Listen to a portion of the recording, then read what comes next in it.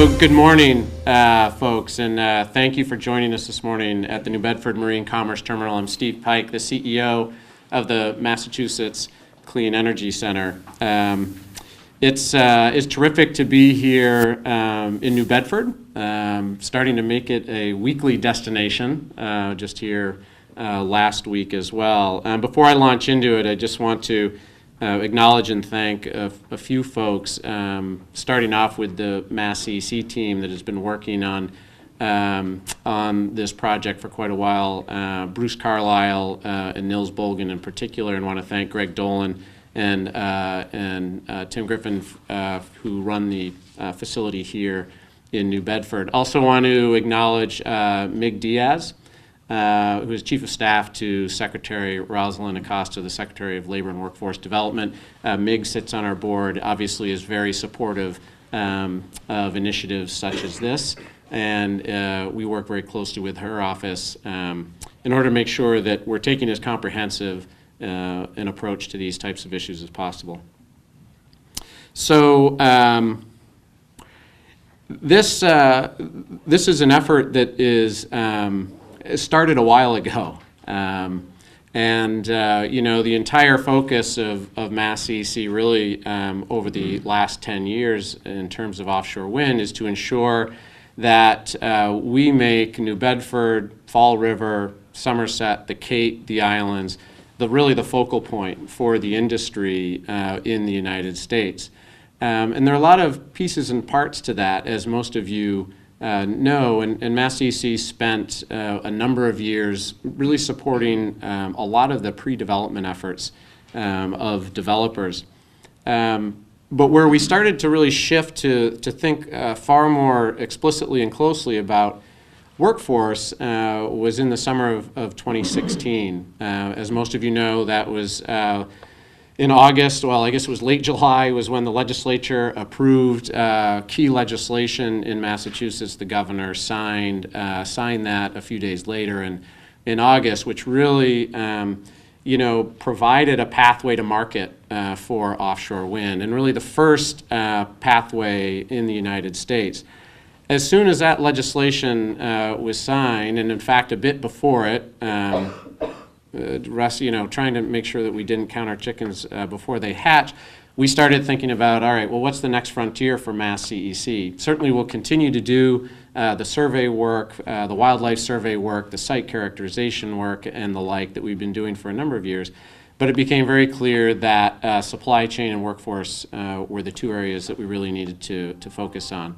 One of the areas for both of those that we turned to immediately was ports and infrastructure. This is something that you hear from Eric and his colleagues, today certainly, but also a couple of years ago. They recognized very early on that was going to be a challenge for the U.S. market, and so we did an assessment of port facilities stretching from Boston down to Fall River. It's up to 19 now, and that has been a tremendously useful tool to the industry in identifying potential areas in Massachusetts to continue developing port infrastructure in order to support the supply chain and the deployment of these projects. The other piece that we started on, so we did that was released in spring of 2017. The other piece was looking directly at workforce, and we worked with Bristol Community College, with UMass Dartmouth, and with Mass Maritime to put together an assessment.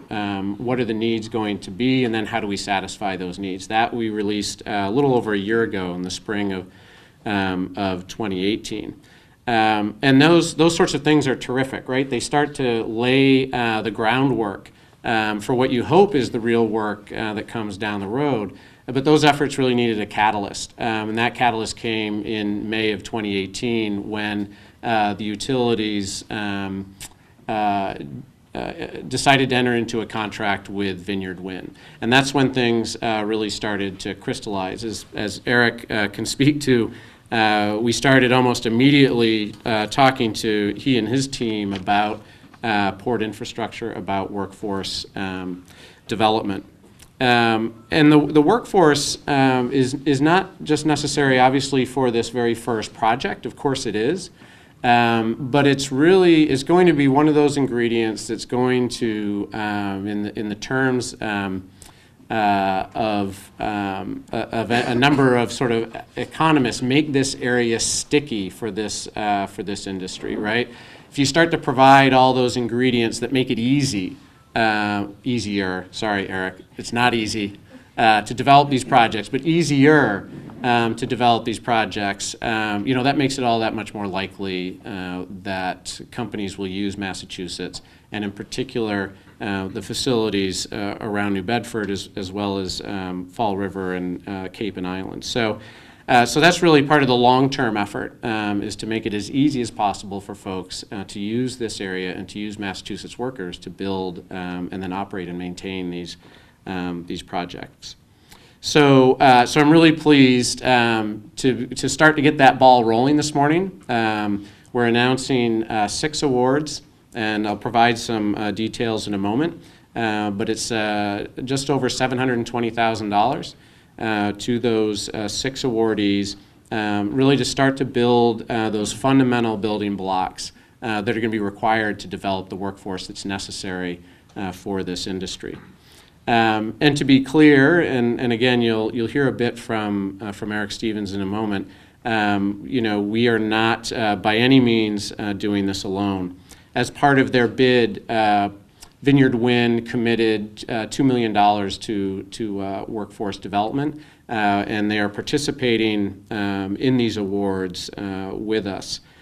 So I want to thank VW, Vineyard Wind, for their partnership on this effort, and look forward to to continuing those efforts down the road. This also requires a lot of support on the local level, and we're going to hear in a moment from a few of the folks that have been engaged with us right from the get-go. But certainly there hasn't been any municipality that's been more engaged in offshore wind over the years than New Bedford. They've been a fantastic partner, a lot of coordination, collaboration, communication, in order to continue moving this industry forward in the city and in the state. So with that, I'd like to welcome Mayor Jon Mitchell to the podium and to offer a few words.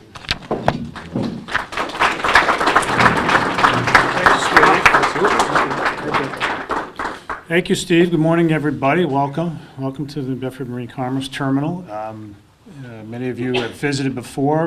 Many of you will visit again, I'm sure, in the years ahead as things ramp up. So first of all,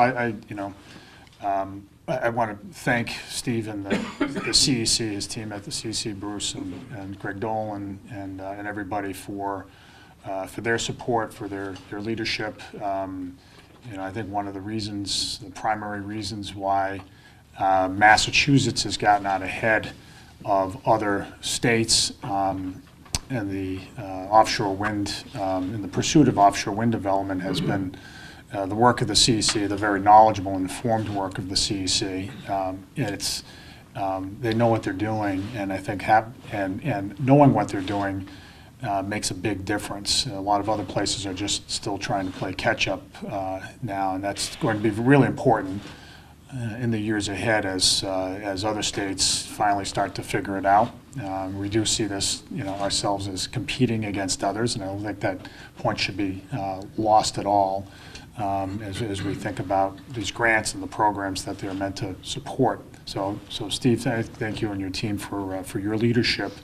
I want to acknowledge the great work of very supportive work of our legislators who are here today. Senator Mike Rodrigues, of course, whose Fall River-based district is a place that is certainly going to benefit from these programs, and my good friend Tony Cabral, who's here as well, Paul Schmidt, Chris Hendricks, all of them have been very supportive along the way. I do. And there are a lot of people to thank in the audience. We've been at the offshore wind, we've been pursuing offshore wind for a long time, and there are lots of folks in this room who've worked it for, going back years and years. But, Buddy Andrade, of course, our port director, Ed Washburn, Paul Vigent, many other, Jim Oliveira, the executive director of the Workforce Investment Board, and though not involved nearly as long, but certainly jumping in with both feet is BCC President Laura Douglas, and it's great to see her here today as well. So Jen Menard, I could go on and on and on, and I won't do it justice if I leave anybody out, so I apologize, because as you look around the room, there are lots of familiar faces. Of course, organized labor as well has been at the table. But the point is that folks have been working this for a long time. We in New Bedford see ourselves as the linchpin of it all. For Massachusetts to be competitive, it needs a very competitive port.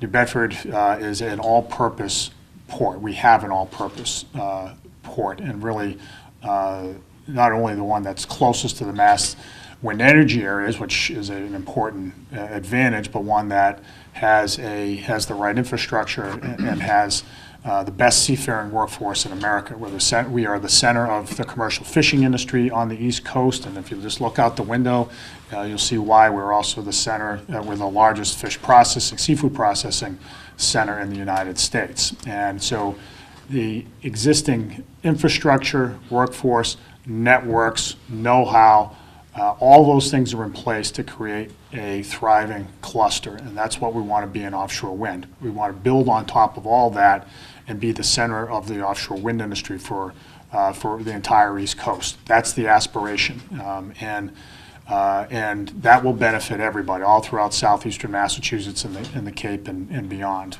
We think it starts here, but it emanates out, and there'll be opportunities for everybody.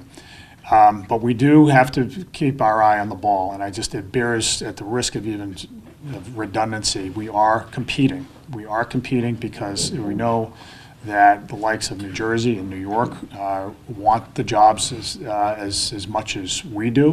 We benefit from our first mover status, and again from the know-how of folks at the CEC and folks here in New Bedford. But those advantages can be fleeting if we don't exploit them as much as they possibly can be exploited. And so the point that Steve made about the stickiness of investments is really important. Whether it's workforce training, whether it's investments in infrastructure, whether it's other developments that make this place attractive, they are necessary right now. In order for the industry to say, you know what, that's the place we want to be. Because the industry, as Eric will tell you and others will tell you, they have to make decisions. They have to make decisions not on government time, but on business time, right? And they will be making decisions about where to invest up and down the East Coast. And we think we in New Bedford make the best business case of anybody. But we also, don't suffer from the hubris that says, it's all sort of going to go to plan. We know we need to hustle, we know we need to invest, and we know we need to persuade.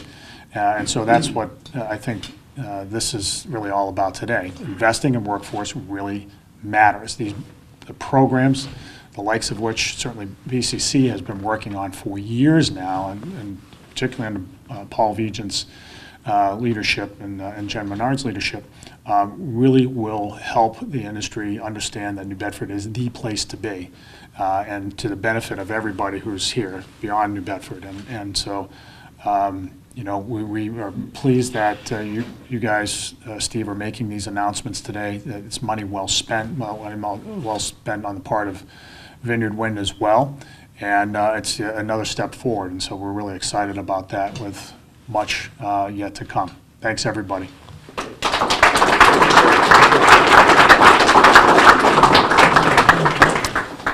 Thank you, Mayor. And we were talking a little bit beforehand. I think as between the mayor and I think we'll probably cover all of the acknowledgments that we need to.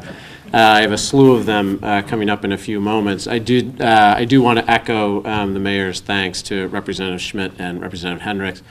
I know Representative Hendricks is new to the game. Representative Schmidt is not at all. I trust, Representative Hendricks, that you will learn the lesson very well, easily, and quickly from from your local colleagues that offshore wind is worthy of your support. So thanks to both of you.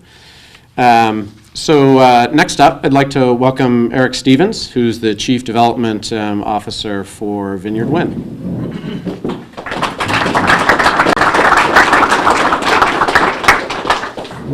Thanks, Steve. We are so proud and excited to be here today at the start of standing up a new workforce for a new industry here in Massachusetts. When we made our proposal to build the nation's first commercial off-scale wind farm, first commercial scale offshore wind farm, we committed to using the project to make Massachusetts the home of the best trained, most experienced offshore wind force for the country. As part of that, we made a $2 million commitment to support the training and workforce development necessary to realize that vision. And today we are here taking a first step following through on that commitment. And we are especially proud and appreciative to be working with the Clean Energy Center and taking that first step. By working with CEC, we are not only extending the dollars of both of our organizations to achieve a shared purpose, we are also building on the many years of capable study and planning and knowledge that Steve and his team at the Clean Energy Center have brought to standing up this new industry. And we are, of course, very proud to be supporting some of the state's finest academic institutions and extending the economic opportunity of offshore wind across the Commonwealth. The Mass Maritime Academy is a world-renowned maritime school, will now be extending its maritime heritage into the newest marine endeavor, offshore wind. Bristol Community College, Cape Cod Community College will provide the training that residents of southeastern Mass and the Cape and Islands will need to have opportunities to enter the offshore wind industry.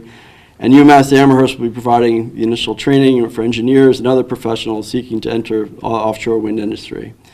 And importantly, the pile drivers will be leading the way for all the necessary trade union members to get the training they need to apply their skills to actually build the project, which is something particularly important to us because we've committed to this being a union job. And I think today's announcement is an indication of what we already consider to be a very productive relationship with all the trade unions. Vineyard Wind has taken a community-oriented approach since the beginning of our project development, and I think all of you know that part of that, essential part of that, has been our partnership with Vineyard Power, a nonprofit cooperative out on Martha's Vineyard. And that partnership is also reflected in today's announcement with the Adult Community Education Program of Martha's Vineyard receiving support to make sure that the Vineyard residents have the training opportunities to be part of the industry that will be growing up offshore their island. So these are exciting and important announcements because I said they are a first step. The programs announced today are a foundation, and we will need to continue to build on that to stand up the entire workforce. In the months ahead, we'll be making more announcements with our partners at CEC for additional programs to make sure that Massachusetts wind workforce is as diverse as we are as a people, and that one's individual current economic situation isn't constraining to get into this new economic opportunity for all of us. And we will also continue to work with our union partners to make sure all of their members and all the trades have the training they need. So thank you for having us today. Thank you for joining with us today in this important and exciting announcement. And I look forward to working with all of our new partners in the weeks and years ahead. Thanks.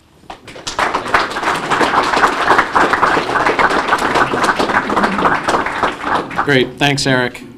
Do appreciate it. And so I'm going to, Eric kind of quickly gave a quick overview, I think, of each of the awards today. I'm going to provide a little more detail. But as we've been looking at these, we've realized that there is actually a framework to the approach. And that is, we've been very focused early on establishing some of the sort of the foundational building blocks. I've mentioned that a couple of times. A couple of those are training programs. One is a safety training program as well as a technical training program. What we've also tried to do is then help organizations identify the workers today that have the fundamental skill sets, but might need, again, that safety training as well as some brush up and tuning up on some of the specific skills that these workers will need. So workers that are already existing in the workforce, and then trying to take a look at how we build the pipeline for the future, how we find those workers for the future as well. So those are sort of the three general categories that we've been focused on. And again, it's looking to the near term to help this specific project that Eric and his team are in the process of building, but also to create sort of a center of gravity here for the long term as well. So the first award that I'll discuss very briefly is to the Massachusetts Maritime Academy. I want to thank Admiral McDonald, as well as Brad Lima, Tom Pham, and Mike Burns over there for their work.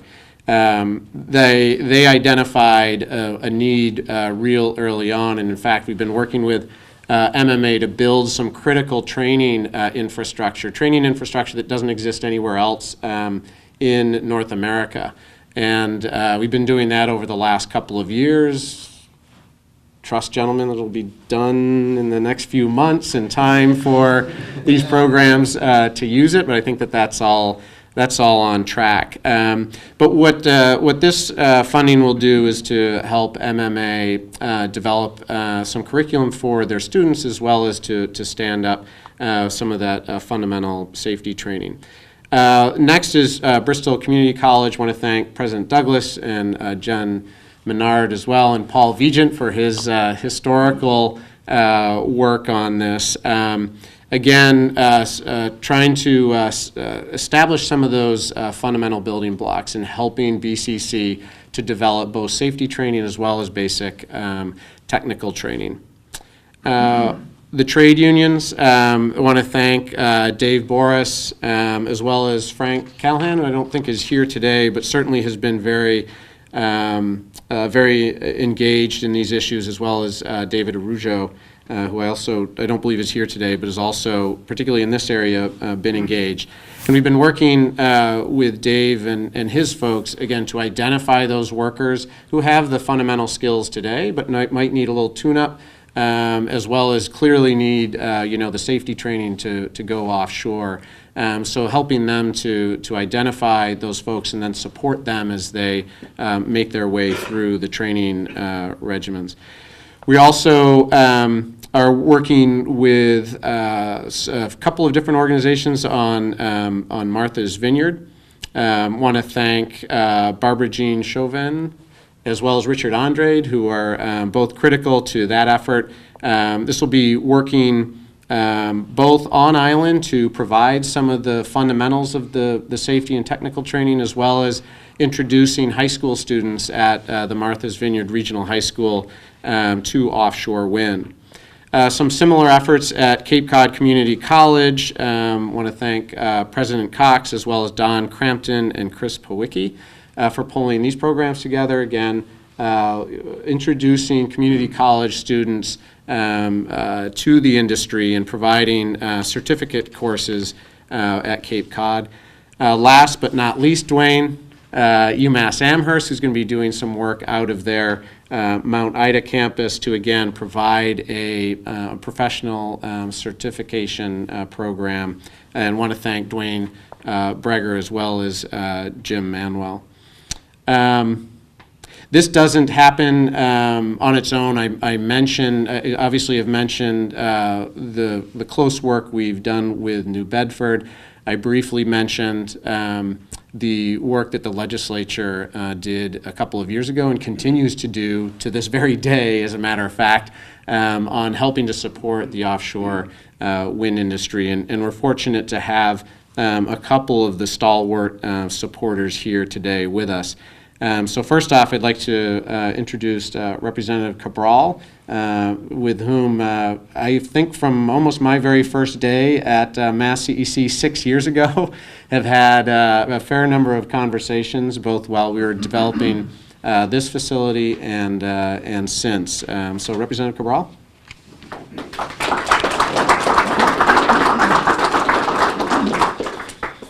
Well, good morning, and thank you, Steve. And let me begin by actually thanking the CEC. I mean, they've provided leadership in this area from day one, trying to build the infrastructure that is here in New Bedford to this event again and put the training programs that are necessary. So I think MassCC has been a leader in this area, is really the agency that has really brought it all together and kept all of us focused, really. So great work. We appreciate that. And Bob back there is hiding, but we also have worked with Bob even longer, I think, than 6 years. But so I think Bob has done a great work. Let me again thank my colleagues for being here. You know, Chris Hendricks, and I know Paul Schmidt, and of course Senator Rodrigues, my good friend from Fall River. He's actually from Westport, okay? And I don't know if he lives on the New Bedford side of Westport. I'm sure Westport is sort of divided, but I'll let him say that. This is, I'm really looking forward to work with the grantees this morning. This is really what I believe is the first round of putting together the kinds of training programs that we need. Be Bristol Community College, Cape Cod Community College, or Mass Maritime and others, and VW, that's not the automaker, by the way, and VW, for really trying to maximize economic development around this project, and for New Bedford residents and South Coast as a whole, because in the end, as important as offshore wind is for us, in the end, it's all about developing that, maximizing the economic development, putting folks to work, creating the kinds of jobs that they can feed their families and send their kids to school and so forth. And I believe these are the kind of jobs that we're going to be having here. So today is, I hope, as I said earlier, the first round of workforce development training awards. Today is about this particular project. It's about the VW project. But as you know, we have many other projects coming. And so we have to really train and develop the workforce, not only for this particular project, but for all the areas around offshore wind and future projects that we're going to be hosting here in New Bedford and in the South Coast. So I'm hoping that as we move, that we can actually be a center of training here in New Bedford. I know President Douglas, that's one of our wishes, is to have a full-blown place where can be the center of that, and we certainly hope and encourage both CEC and VW and other companies to step up to that challenge, and hopefully we can really be the center. As the mayor said, not only will we be the center of offshore wind, but at the same time, I think about marine industries, in particular protecting the fishing industry here in New Bedford and the South Coast, because that's an important driver as well for us. And I think as we've been moving along this project and future projects, I think that's been really handled carefully, and that's what we would like that to continue as well. And organized labor and other workforce development. Buddy's always in the room. Buddy Andre, he's always making sure that we stay focused also on that. And I'm really happy that organized labor is really a big part of this training and really developing and working, because they are the big experts when it comes to really doing the job in the end. So to all of you, and thank you very much, and to CEC and to VW, thank you very much for your stepping up, also putting some money on the line for training. We hope that's only the first down payment on that. So thank you very much.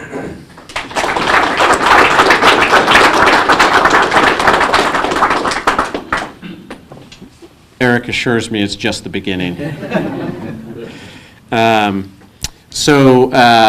Next up, I'd like to introduce Senator Rodrigues. As Representative Cooper Hall mentioned, he represents the greater Fall River area, shall we say, and is someone who has been a longtime supporter of offshore wind. We appreciate that support and look to continue working with he and his office on all things offshore wind.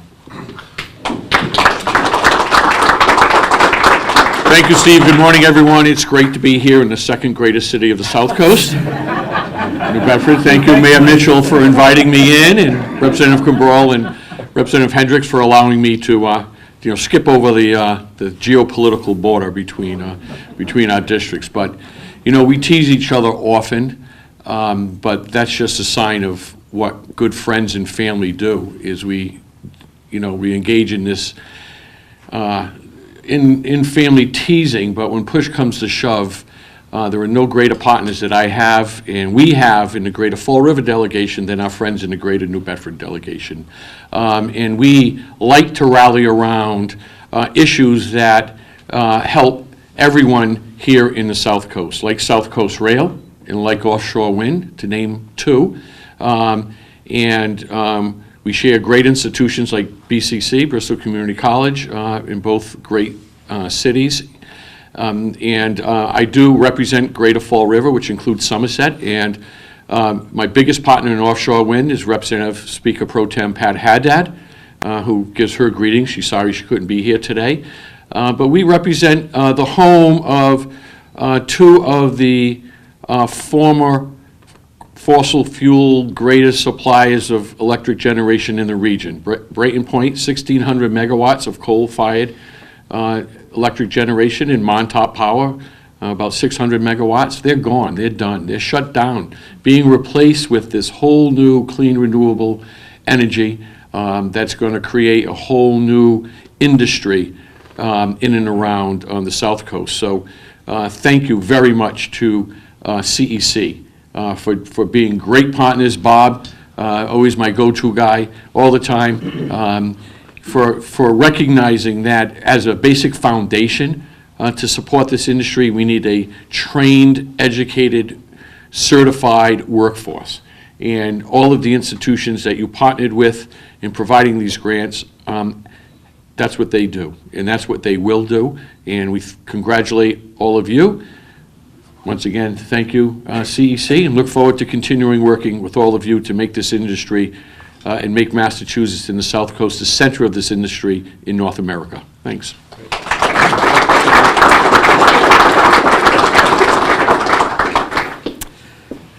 So each of Senator Rodriguez, Representative Cabral, and Eric Stevens have mentioned, as well as the mayor, have mentioned that this is just the beginning, and it is. We would expect to be running another solicitation, so looking to fund additional projects and initiatives next year as well. Next year for us starts July 1, so we are on the state fiscal year. I realize I have now clearly adopted the public sector mindset, shifted entirely from the private sector. So I would imagine summer, fall would kick off another round. And as has also been mentioned, something that we want to ensure is that this industry serves the entirety of the population. And so we'll certainly be focusing on including and incorporating more women, more minorities, more veterans, the underserved communities throughout the South Coast, and really working with local community-based organizations in order to do that. Clearly, continue working with the trade unions. They, as has been mentioned, they're going to be mission critical to making sure that these projects and this industry really gets off the ground here in New Bedford, Fall River, and elsewhere. And then lastly, really focused on developing corporate partnerships. So I was mentioning just prior to today's event, we were here last week over in the Whaling Museum with many of you. And that was precipitated by Siemens Gamesa Renewable Energy. They are a large turbine and logistics provider for these projects. They are not the provider for the Vineyard Wind project, and yet they recognize that the opportunity is here and that the future is here in Massachusetts, and more specifically down in this area of the South Coast. That to me is a really, really encouraging sign. That it's not entirely, although we appreciate it if it is driven by the Vineyard Wind project. But we realize that the interest in this area is not entirely driven by that project. It's driven by the prospect of launching an industry and a long-term industry, a long-term opportunity. And so that's what we're going to be focused on in the coming years. We trust that we'll continue working with most, if not all of you in the room, and look forward to really to getting these projects off the ground and start seeing the manifestation of all of the work that we've been putting into this for the past many years. So thanks again for joining us, and really appreciate all of you making it out this morning and supporting this brand new industry.